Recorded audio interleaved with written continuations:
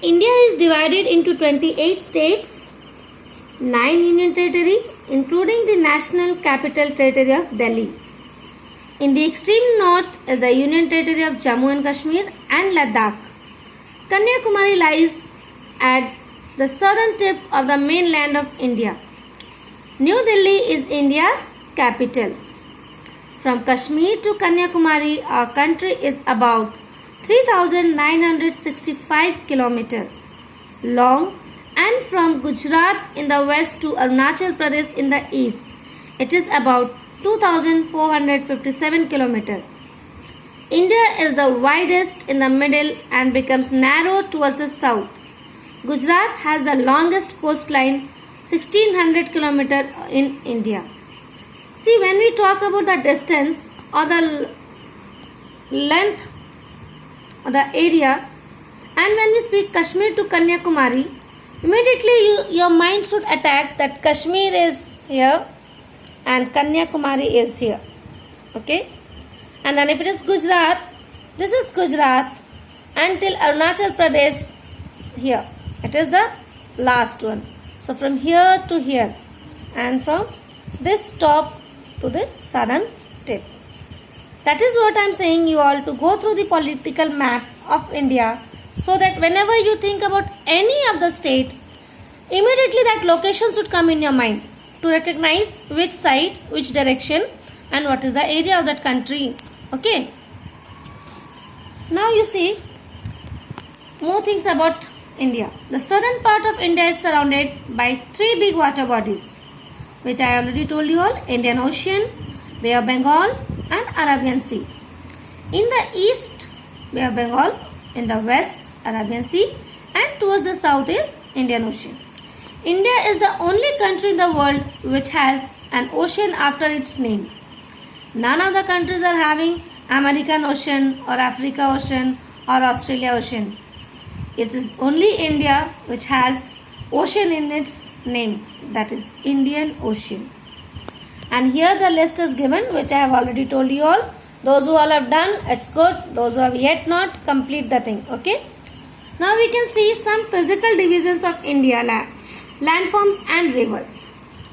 The surface of the earth is not uniform at all places. In India, the surface also varies from place to place. We have very high mountains, vast plains, huge deserts and a great plateau regions. And many rivers originate from mountains and flow to plains.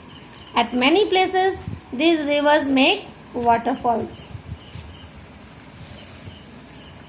Our country is marked by a diversity of physical features such as mountains, plateaus, desert, plain, coast and islands.